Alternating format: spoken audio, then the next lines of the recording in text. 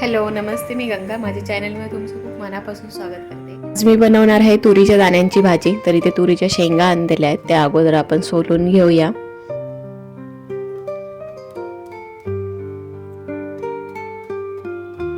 अशा प्रकारे त्याच्यामधले दाणे काढून घ्यायचे. त्याची भाजी पण बनवतात आणि आमटी पण करू शकतो. मी आज भाजी बनवणार आहे, जशी आपण उसळ बनवतो तशाच प्रकारची भाजी बनवणार आहे. तर आता हे सगळे दाणे अगोदर आपण काढून घेऊया आणि स्वच्छ धुवून घ्यायचे आहेत.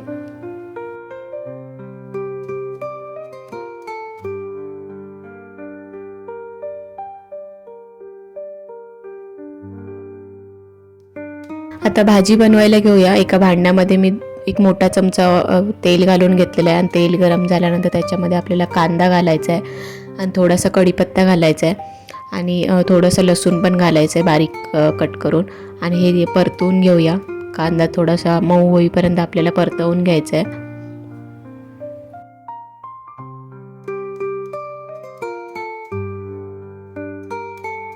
आता आपण ह्याच्यामध्ये बारीक चिरलेला टोमॅटो घालूया. एक टोमॅटो मी बारीक कट करून घेतलेला आहे, तो पण घालून घेतला आहे आणि झाकण ठेवून थोडासा शिजवून घेतला आहे, म्हणजे टोमॅटो लगेच मऊ होतो. तर आता मी मिक्स करून घेते आणि आता आपण ह्याच्यामध्ये मसाले ॲड करूया.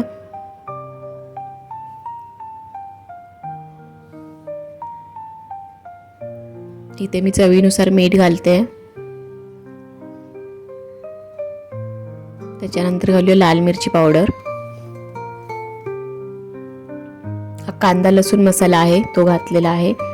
आता घालूया थोडीशी हळद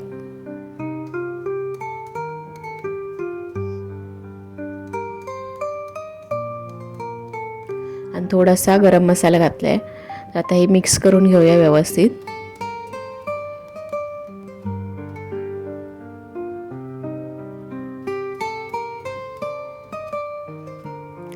आणि आता आपण जे दाणे काढून स्वच्छ धुवून घेतलेले आहेत ते घालून घेऊया आणि ह्याच्यामध्ये मी एक बटाटा पण घालते, मोठे तुकडे करून घातलेले आहेत. तर हे मिक्स करून घेऊया व्यवस्थित आणि झाकण ठेवून हे छान शिजवून घेऊया.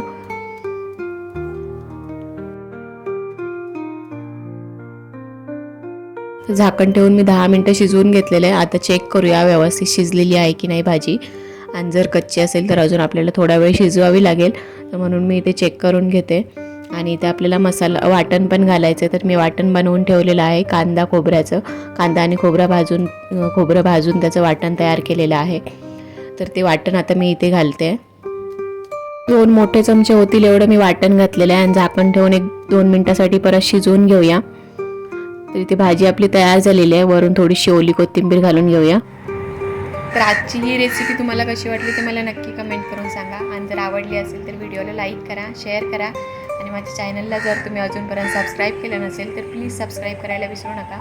सोबतच बेल आयकॉन पण प्रेस करा, म्हणजे मी जे पण व्हिडिओ अपलोड करेन त्या सगळ्या व्हिडिओचं नोटिफिकेशन तुम्हाला मिळेल आणि तुम्ही माझे सगळे व्हिडिओ बघू शकाल. थँक्यू.